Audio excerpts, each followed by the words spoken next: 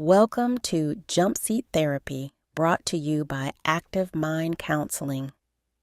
Jumpseat Therapy is a mindfulness program designed for flight attendants and other airline professionals to help recognize and navigate burnout while rediscovering your passion for flying. The Control Tower. In this module, you will gain awareness about what you can and can't control. By building awareness and acceptance, you will feel less distressed when facing challenges. We are number one for departure.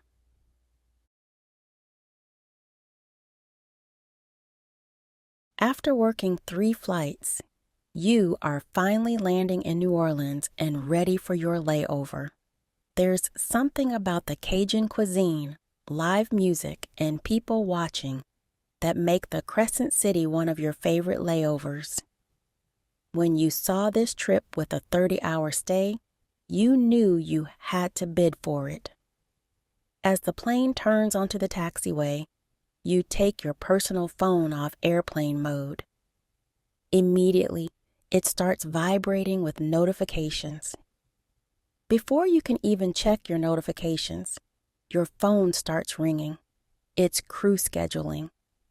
You know the rules. You're not going to answer from the jump seat. Still, you have an ominous feeling that changes are coming. When the boarding door opens, the gate agent asks you to call scheduling and to not leave the airport. You say goodbye to the remaining passengers and proceed to find out what all the notifications are about. The crew scheduled to take your plane is delayed. The airline wants you to operate the outbound flight. In an instant, your dreams of gumbo, red beans and rice, and fried green tomatoes vanish. This scenario plays out countless times a day in the airline industry. It's one of the more frustrating parts of the job.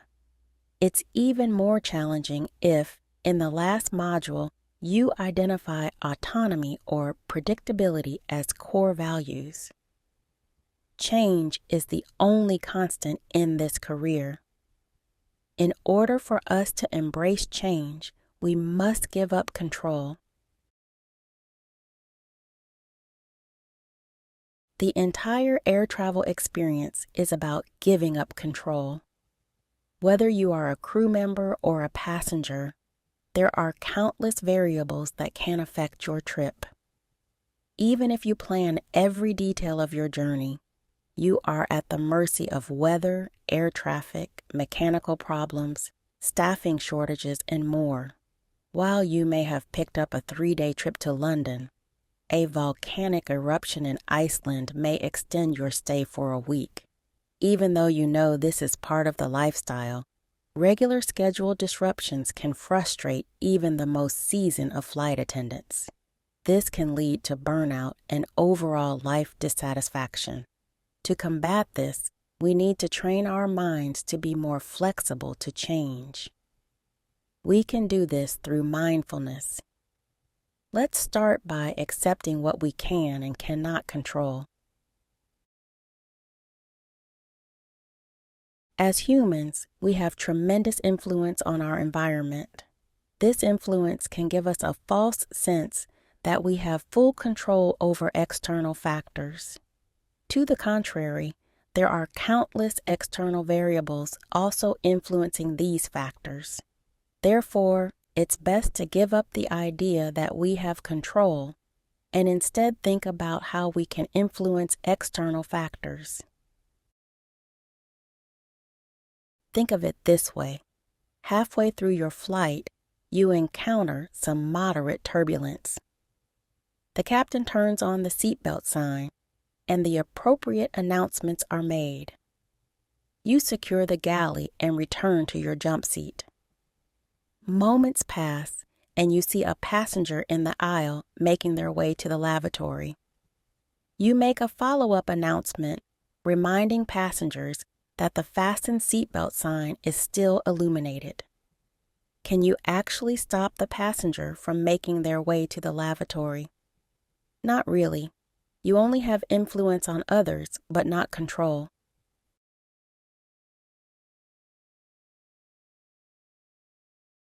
So, how much control do we have over ourselves?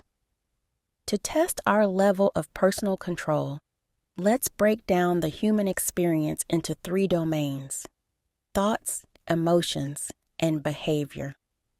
The following exercises are designed to build understanding of how much control we really have.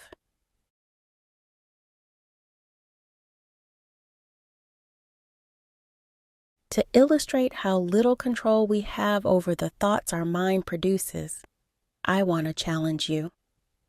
Starting right now, don't think about puppies. Do not think about puppies. I don't want you to think about their wet puppy noses and their soft puppy fur. Don't think about puppies at all, no matter how cute they are. Don't think about a group of playful puppies running to you for cuddles. Absolutely, do not think about puppies. How did you do? Did you notice that the more you fought, the harder it became to resist thinking about puppies? That's normal. Now, if we tried the exercise again, but modified it to only think about puppies for the first minute and kittens for the second minute, you may notice it's much easier to accept than to resist. Now let's focus on emotions. Just like our thoughts, emotions can arise pretty quickly. As professionals who interact with the public, most crew members have stories in which they had to bite their tongue when dealing with an emotionally charged situation on board. Do you have an example in your mind? Take a moment and recall that story, either to yourself or out loud to a trusted person. Notice how the emotions you felt in the story are now showing up in the present. How much effort would it take for you to retell the story without feeling those emotions? Finally, let's look at behavior. The easiest way to illustrate our level of control over behavior is to think of classical conditioning. You may have heard the story of Pavlov's dog, the dog that was conditioned to salivate at the sound of a bell. Now, notice your reaction to this sound. What did you do? What did you feel? Crew training is all about behavioral conditioning, as flight safety depends on it. We've included several worksheets and exercises to help you build awareness of your cognitive, emotional, and behavioral control. You have completed this Jumpseat Therapy module on control. For more resources and exercises, visit activemindcounseling.com. We've included several worksheets and exercises to help you build awareness of your cognitive, emotional, and behavioral control. You have completed this Jumpseat Therapy module on control. For more resources and exercises, visit activemindcounseling.com.